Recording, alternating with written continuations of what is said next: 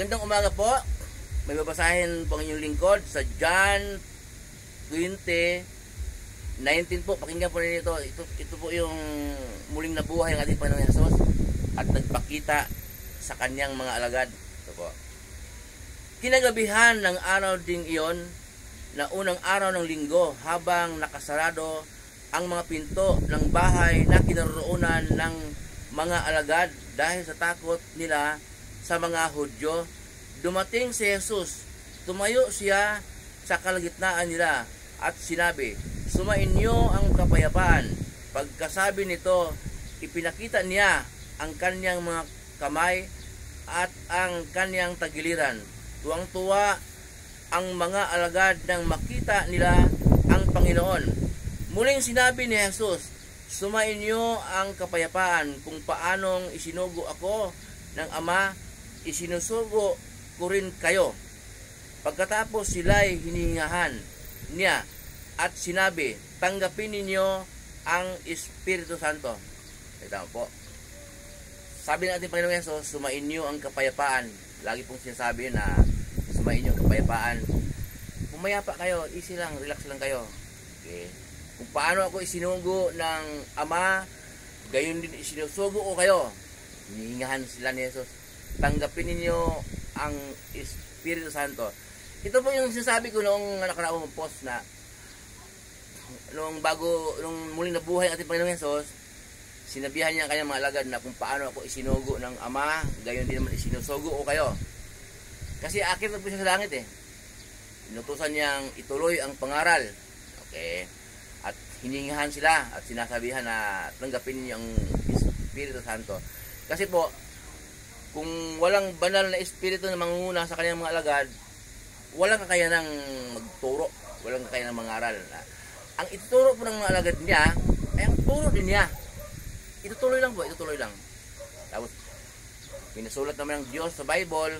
Ayan, si Pablo, maraming isinulat. Okay. Si Mateo, nagsulat din. Kaya, ginawa po ng Diyos yun ay pasulat. Kasi nga, yung kanyang mga alagad, mga tao yun eh. Alagad ni Jesus, mamamatay yun. Sa panahon din ngayon, mababasa po natin. Okay. Kaya po nabanggit ko na wala pong ibang mangaral kundi si Jesus lang at ang kanyang mga alagad. Ang gagawin din po ngayon, babasahin po, ipapaliwanag. So, ang taong nagpapaliwanag po ay may kakayanang paliwanag ay huwag magyabang. Kasi po ang Diyos ang nagbigay sa kanya ng biyaya upang magkaroon siya ng kakayanan magpaliwanag. Kasi po ang mga salita ni Jesus, Mateo, Marcos, Lucas, Juan, kadalasan puro mga talinghaga. Kapag hindi ka pinagkalooban ng banal na espiritu, hindi mo maintindihan mga talinghaga po ang mga paliwanag ni Jesus. Pero yung mga alagad ang paliwanag noong umakyat si Jesus sa langit, mula Gawa hanggang Corinto, Galacia, Roma, Colosas, hanggang Aklat ni Judas bago magpahayag. Wala pong talinghaga, puro malinaw, diretso, kasi mga alagad na niya ang magturo. Pero lahat ng tinuturo ng alagad, puro turo ni Jesus po ha. Kaya turo ni Jesus ang ating babasahin at i-broadcast, yung paliwanag. So, paano masabing mangaral ka? Ituro ni Jesus, nakasulat na. Kaya sabi ko po na walang dapat mangaral kundi si Jesus lang at ang kanyang mga alagad. Kaya po sinabi yun dahil babasahin mo, ipaliwanag mo. Kasi yung iba kasi po hindi nagbabasa ng Bible, basta ng miliso po lang. Akala nila matalino sila. Kaya kung mayroon mang mag-broadcast dyan na hindi turo ni Jesus, Antikristo po yun. Nakasulat sa Bible yan. Antikristo po yun.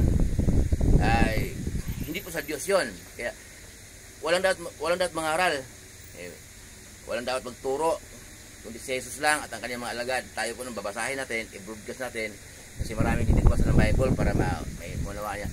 Pero ang makikinig po sa iyo dahil salita ng Diyos ang binubroadcast mo sa Diyos. Kung ayaw lang makinig, hindi sila sa Diyos. Biblical din po yun. Muli po yung lingkod, si Chef Roy. Pagpapalain tayo ng Diyos. Ingatan po kayo ng Diyos kahit saan po kayo pupunta. Manalangin po tayo bago tayo umalis.